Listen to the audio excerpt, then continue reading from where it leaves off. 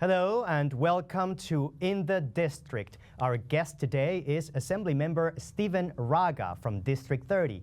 Join us to learn more about his background, his accomplishments, and how his work at the state capitol reaches far beyond his district in Queens, impacting communities in the Bronx and statewide. I am Javier E. Gomez. Assemblymember Raga, thank you for joining us. Bienvenido. Welcome.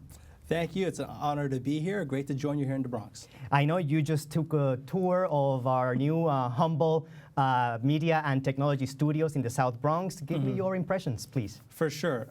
This is kind of state of the art. I've never seen something so ingrained in the community, but gives access to this level of technology for our community members, especially our youth. So having this so much on the ground and close to our community members, it's really great. I wish this was around the entire city and around the state. What do you think is the importance of facilities such as this, particularly in this day and age in media history?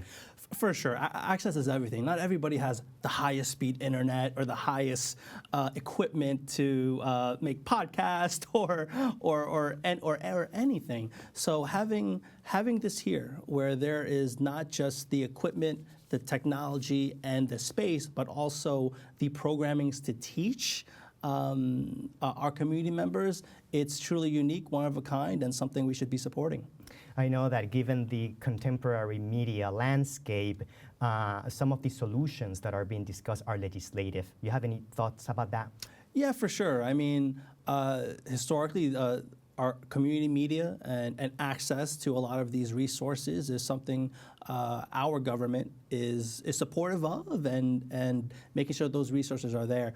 I'm entering my second term come January, so this is something I fully support and I think is an amazing milestone, not just this location here, but just what it represents throughout the city and throughout the state. You mentioned that you're about to enter your second term. Please tell me about the challenges of being a young, upcoming legislator at the state capitol. I appreciate you referencing me as young, but for sure, there's a lot of challenges with any new job for anything.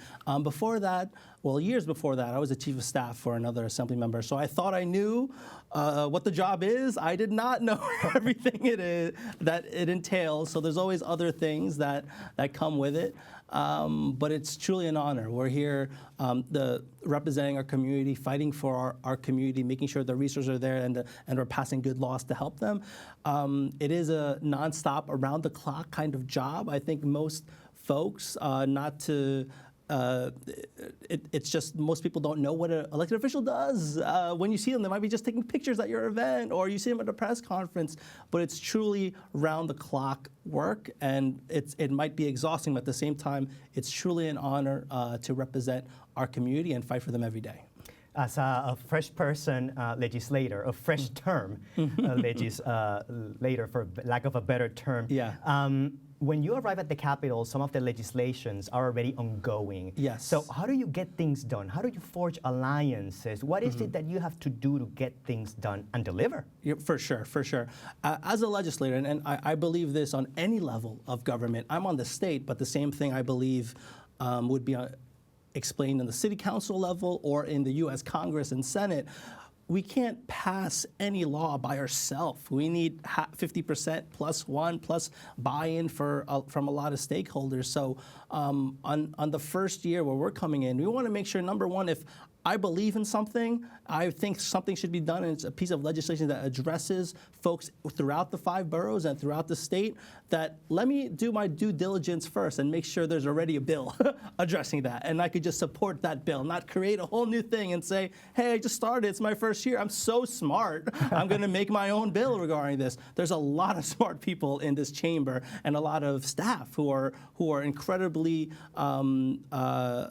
intelligent in their legislation experience and prowess, that I just want to make sure I'm on those bills. So our team made sure we were co-sponsoring bills that we are in fully support of, and vote for them if I'm in that committee, and vote for them on the floor and do the right thing by that end. But at the same time, there are limited assembly members and senators, and there's limited time in the day to address all of New York's issues. So we also have to start, making our lane and seeing what our priority issues for New Yorkers that are not being heard, are not being spoken up on, and that's what we're trying to address, especially this coming session. Now, tell me about your district, Assembly District 30th. That's right, number 30 in Queens. It's one of the most diverse districts in the state. So the neighborhoods that I oversee is Woodside. I live in Woodside, Elmhurst, Jackson Heights, East Elmhurst, a few blocks of that, but we also have Astoria, Maspeth, Middle Village. And it's such a wide array of New Yorkers, a wide array of personalities, political thoughts. Lots of cultures as well. I happened to be there by a random chance over the weekend. Yeah. And we went for dinner with my family, and I was fascinated by the diversity, but also it's very broad. You have small houses, multifamily houses, tenement buildings, condos. You have incredible business activity that I saw as well. So it's a very complicated place to really figure out. Yeah, there's multiple corridors of small business activity and a lot of new Americans, a lot of new immigrants coming into that area. That's been like the story of all New York and the country has been a destination for new immigrants. There's a historic Irish community in the district. There's a historic Polish community, historic German community in the district. But also, more recently, in the past few decades, you see a big Korean, Chinese, Indian community, and as recently, now you see a big population from Bangladesh, Philippines, Nepal, growing Thai, Indonesian, Malaysian community. And so we want to make sure that they're all being incorporated, but we have to also reach them where they are, you know, and let them know government is accessible and we could provide those resources for them. So although my district is around 50% Asian American, it's not at all a monolith. There are a large sect of Filipino, Nepali, Vietnamese, Indonesian. So it's a very diverse community all around, and we want to make sure we're meeting folks where they are and letting them know we're here to support. What do you think are some of the main issues within your district, and how do those echo or rank within what's happening within the city? Yeah, I think a lot of the issues that we hear around the district and truly also around the state and the country is very similar. There's a lot of anxiety with the rising cost of everything. There's a growing anxiety with the rising cost of or just housing instability, whether you rent or you own. There's always an additional issue being added on. There's a rising sentiment of feeling unsafe in public, not just at night, but during the day. And also, how can we support our small businesses when they're truly the lifeline, especially during COVID? See, that's the other piece about in our Assembly District. Elmhurst Hospital, which was the epicenter of COVID in the country, it's right there. It's across the street from my district. That's in Catalina Cruz's district officially, but that's my hospital. I'm going to claim it a little bit. And a lot of our surrounding assembly districts, that's our hospital in the neighborhood. So our community has been hit specifically during the highest time of COVID. And we have to remember that, and especially our small businesses that help feed our communities at the time and making sure they get the help and support they need. Not just the small businesses, but the schools, the residents there, like you mentioned, and also anyone and everyone, because it's truly a special place in Queens, a special place in the city. How did you get started in politics? I don't remember, because historically I do not really work with politicians. I was in more of the community side. I interned and worked at a few grassroots community organizations around Elmhurst and Woodside and Queens. And I always remember when we were having events or important rallies or speaker series, elected officials would never come unless it was election time. Then I saw them coming around and taking photos. But other than that, it wasn't really something I was there. But a few years ago, I had an opportunity to be the chief of staff for Assemblyman Barnwell, who represents our community before and in the way it was divided up. And so I thought it was an opportunity for me, because I as far as I know, there wasn't a Filipino chief of staff at the state legislature. I would be the only one. And so I took that opportunity, and for 4 years, until 2020, I was his chief of staff. So every day I got to learn on the government end how to help the community, whether that be funding, whether that be legislation, whether that be just showing up, showing up and meeting folks where they are and asking what they need. So it's a really interesting experience there. You have played an instrumental role in organizing the Filipino American community in New York City. Tell me a little bit about that work. Why did you take this upon yourself with others? Of course, what have you accomplished, and why did you want to do this?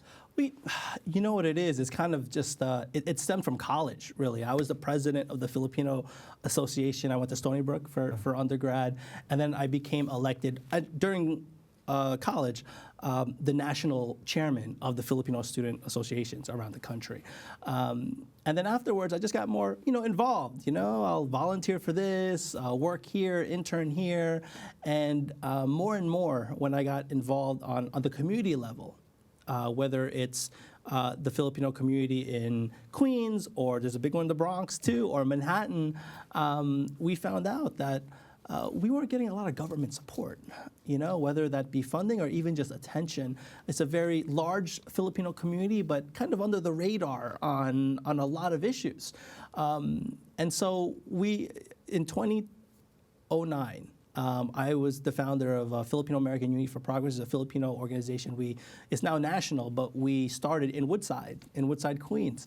And it's really to garner the excitement and energy of youth and students to help be civically engaged in New York City and across the country. So with that, I was involved with a few other organizations. And then now as a legislator, I sit on the APA task force for the state. And we try to make sure that it's not just the Filipino community, but a lot of the entirety of the Asian American community organizations gets a fair shake in accessing those funds. Do you know how many Filipino Americans are there in New York City? No one knows officially. The number is around 80, 90, but I'll tell you, most of the folks I asked didn't fill out the census. So we got to do a better job at that. What do you think is next for the Filipino American community as a totality, as a whole?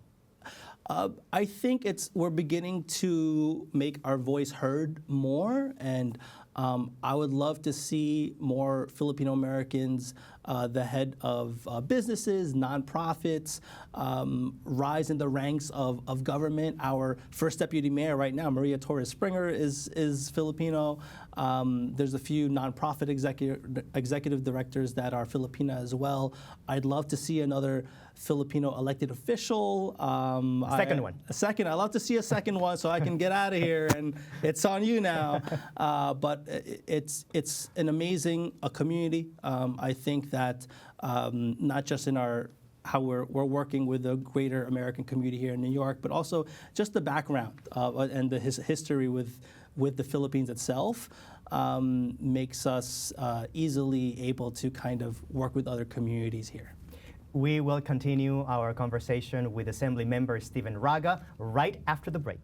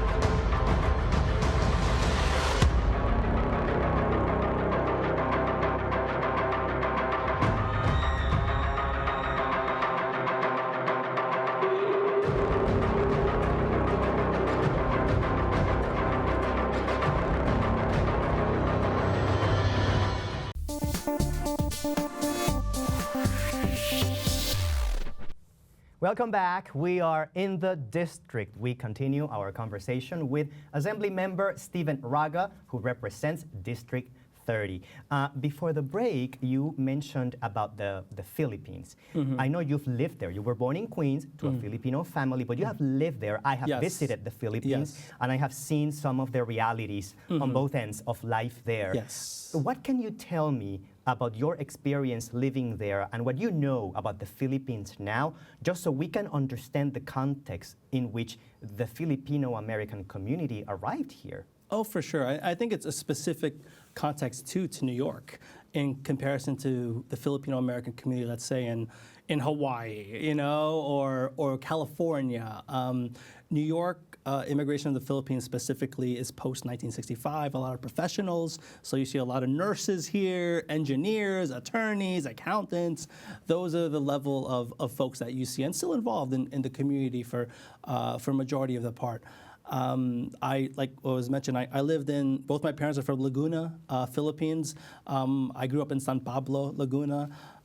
So my first language is Tagalog. When I moved back here a few years with my dad, I had to go through ESL classes. I remember it was me, students from Ecuador, Colombia, and we were learning English together. But that was that. And for college, I also went back to study at the University of the Philippines. I got a certificate in Philippine studies, and learning more, brushing up on the language and the actual grammar. And then I interned at both the Center for International Law and the National Union of People's Lawyers there. So I have a lot of friends that are still there, family that is still there. I try to go back as often as I can, but as what you were alluding to, there's always a stark disparity on you can tell on income, on need. I haven't been there to the Philippines regularly in years. I used to go every few months, but I did go last year. But I remember a specific experience in 2006 and 2008. I visited a lot of these communities that were just shanty towns or garbage. They're basically garbage dumps that people are finding food in there and creating it, making a dinner or selling it for dinner. And I went to Smoky Mountain, it's called, and it's just a mountain of garbage, really.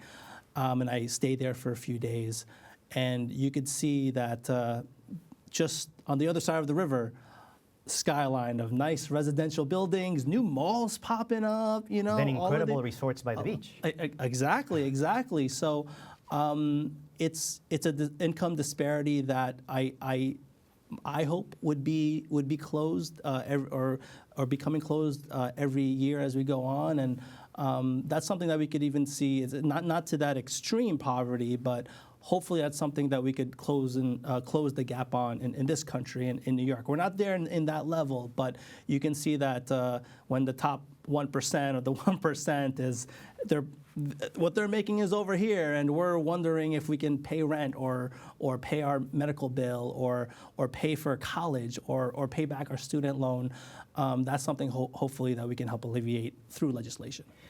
Going back to the state capitol here in Albany, Stephen, the legislative session 2025 begins in January. On the 8th, So yeah. what are you looking forward to? What are some of your priorities? For sure. First off, I'm happy to join the Black, Puerto Rican, Hispanic, and Asian Legislative Caucus as under executive board. I'm the incoming chaplain for the team. Specifically from my district, my ledge priorities, it kind of mirrors what our ledge priorities were before, because the situation is not really changing that much. So we need to increase some of those resources. We want to make sure we have one Mitchell Lama residential complex in our district, the Big Six in Woodside, and we want to make sure that affordable housing for middle class and lower income New Yorkers are still there. At the very least, it should be expanded, but the ones that are still there, we don't want them to get pushed out or feel like that's not a space they could even afford when housing is such a priority for all New Yorkers. Second thing is medical debt. We want to make sure that there is, at least our office are trying to push legislation and bills that will help address medical debt for all New Yorkers in New York State. And we also want to, a big thing in our district is also, and others too, is flooding during during the rainy season. And folks that are, if they're living in an area that gets constantly flooded, and they have to pay for those repairs. How can we help alleviate some of that? So we want. Other than that, other big issues specifically to our district is also public safety and small businesses. I have a piece of the Roosevelt Avenue corridor, which have had a lot of issues, to say the least, in the last few years. So at least in my part, I only go from Woodside to about 70 to the 74th train station. But I've been working closely with Assemblymember Catalina Cruz, Councilmember Shekhar Krishna on a working committee for public safety. And most recently working with the governor and Queensborough President Donovan Richards, we brought in $1 million for nonprofits in our district that can help alleviate and do outreach for Roosevelt Avenue to make it a bit more safer and reaching out to folks that are there. I know you do a lot of work in terms of identifying and exposing discrimination. Mm-hmm. And you also work with the Federal Commission of Civil Rights. Yes. Tell me a little bit about that work. What types of discrimination are we talking about? What have you found there? And, yes. and what's next in that work? Yes.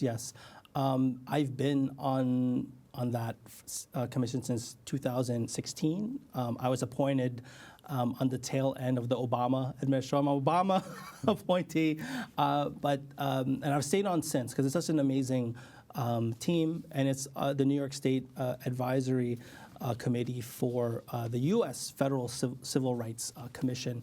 And every year, there's usually a process in which we identify one issue that is, to what extent it's discriminatory, and how can we have a set of hearings that we gather information from top experts, and then we create and publish a final report on that issue, and we submit. This goes from housing to foundation aid, funding for schools, to prison reform. It runs the whole gamut, and it's really discrimination in sense of protected classes under the Federal Civil Rights Act. So that's the goal there, is to try to get those findings, give it to legislators, and go ahead and they could use it to make positive policy changes for New Yorkers. I'm puzzled, Steven, to know what are your role models, your motivations or inspirations? Oh my God! Where do you get that from? Is it corny to say like your family? I mean, no, I think my not family's at all. hard work. It's completely legitimate. It is. I think it's like I was mentioned. I came back here with my dad to New York for elementary school, but then he passed away rather young. I was 7 years old, so I grew up with a single mom. My mom had to work at times 3 jobs to, evening and weekend to kind of make ends meet. And so just working hard for your family, being involved in community, I think that's something I learned from her. But also all of my families, friends, you could see everyone is really just trying to get that piece of the American dream, and also at the same time make positive impact for others, whether or not they're strangers or community members. We're all in it together, so we want to make sure that there's lasting change together as one city, as one state. For the 2025 legislative session, there's a lot of issues that are ongoing. For example, bail reform, congestion pricing, the migrant crisis. How do you see the climate at the legislative session this upcoming year, and how to get things done? Yeah, and that's within the big picture. For sure. It always has to come back, because whatever we do, when we think, because we represent our districts. But we want to make sure that our vote also doesn't negatively impact other communities, other boroughs, other counties. So right now, I think it's really helpful that we have entities in the legislature like the Black, Puerto Rican, Hispanic, Asian Caucus, where it brings together different legislators so we can work together on these pieces. So whatever the environment is on the ground, on different communities, we still have to go in Albany, and we still have to do something positive. To what extent it's going to help all New Yorkers. And so there's pieces and formations in the state legislature to make sure that we're in the room discussing it, that we're in the room and saying we have to have a result this session on these things, and also making sure we communicate that to the executive, to the governor. I think we have a great team and a great set of legislators that know that we have to do this together. We're in it together. Let's work together on this, both on the Assembly side, both on the Senate side, and I have nothing but positive hopes that we're going to get something done for New Yorkers this year. You also do a lot of work with elderly populations. So looking forward to 2025, what are some of the issues there? For sure. I mean, I used to work at ARP, so I know I kind of come from that, from the policy issues that might impact older Americans. I'm also recently last year added to the Committee on Aging. So a lot of our policy priorities, both on legislative and on the budget, are prioritized for our aging New Yorkers. I think for me, a lot of those issues, especially for immigrant New Yorkers, I'd love that to be a specific communication that could be in language, whether there's always an option to be in Spanish or Chinese or Nepali or Bengali, because a lot of our immigrant New Yorkers that are aging in isolation, that's not good for your health. That's not good for your community, and we want to make sure that we bring them into all the good work they're already doing with the city and the state. Well, we at BronxNet welcome you to our district, but I cannot let you go without you inviting our viewers to your district. So please tell me, for our viewers to visit District 30, where to go, what to see? Okay. All right. Number one, I have this issue. You're not going to lose weight in my district, okay? There is a plethora of amazing Ecuadorian, Colombian, Filipino, Thai, little Thailands in my district. If you like Thai food, it's there. If you like Filipino food, boom, it's there. Indonesian, Malaysian food, Nepali food in the district, Chinese food, everything runs the gamut. Italian, everything is there. Please come in, come join. I know it might be a long commute, not that much if you use the express train, but just get off on 69th Street, 61st Street, 74th Street, or in Elmhurst, and you can see the amazing plethora of food that's there. And yes, we always invite the Bronx to Queens, even Mr. Soto. So come on by, and we'd love to see you in the District 30. Food in the area is fantastic, including street food. Yes, and it is a great activity for after work and also during the weekend, Saturdays and Sundays, during the daytime and the evening.